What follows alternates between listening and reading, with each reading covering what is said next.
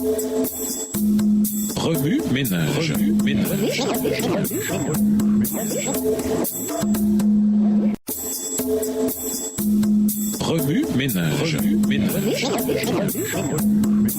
Bienvenue dans votre émission. Remue ménage. Nous voilà à la leçon de jeudi. S'impliquer, mieux que le sang d'Abel. Mais la grande vérité qui devait être maintenue devant les hommes et imprimée dans l'esprit et le cœur était la suivante. Sans effusion de sang, il n'y a pas de pardon. Dans chaque sacrifice sanglant était représenté l'agneau de Dieu qui ôte le péché du monde. Texte tiré du magazine Signs of the Times, Signes des temps, du 2 janvier 1893. Le Christ était à la base de toute l'économie juive. La mort d'Abel fut la conséquence du refus de Caïn d'accepter le plan de Dieu à l'école de l'obéissance pour être sauvé par le sang de Jésus-Christ, préfiguré par les sacrifices annonçant le Christ. Caïn refusa l'effusion de sang qui symbolisait le sang du Christ destiné à être répandu en faveur du monde. Toute la cérémonie avait été préparée par Dieu et le Christ est devenu le fondement du système tout entier. Ainsi commençait le ministère du pédagogue qui avait pour but d'amener les hommes pécheurs à voir en Christ le fondement de toute l'économie juive. Extrait du livre Message choisi, volume 1, chapitre 31, page 274, écrit par Ellen G. White. Celui qui a versé son sang pour vous vit pour plaider, vit pour intercéder en faveur de toute âme qui le reçoit. Si nous confessons nos péchés, il est fidèle et juste pour nous les pardonner et pour nous purifier de toute iniquité. Le sang de Jésus-Christ nous purifie de tout péché. Il est meilleur que le sang d'Abel, car le Christ vit toujours pour intercéder en notre faveur. Nous devons garder toujours devant nous l'efficacité du sang de Jésus. Ce sang qui purifie la vie et la maintient en vie, approprié par une foi vivante, est notre espérance. Nous devons apprécier de plus en plus sa valeur inestimable, car il ne parle en notre nom que lorsque nous revendiquons par la foi sa vertu,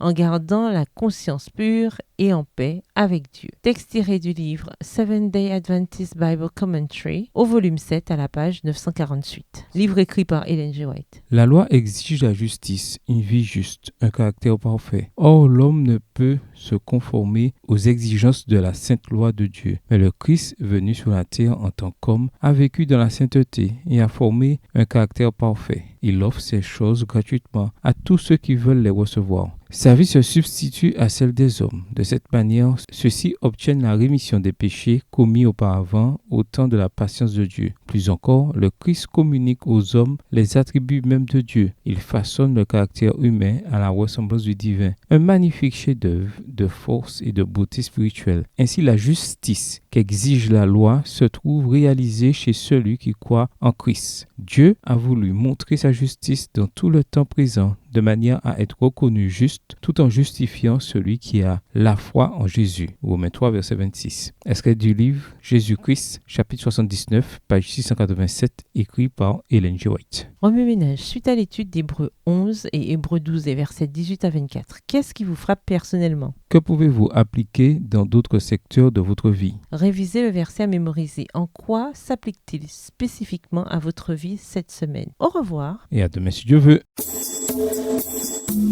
Remue ménage. Remue ménage.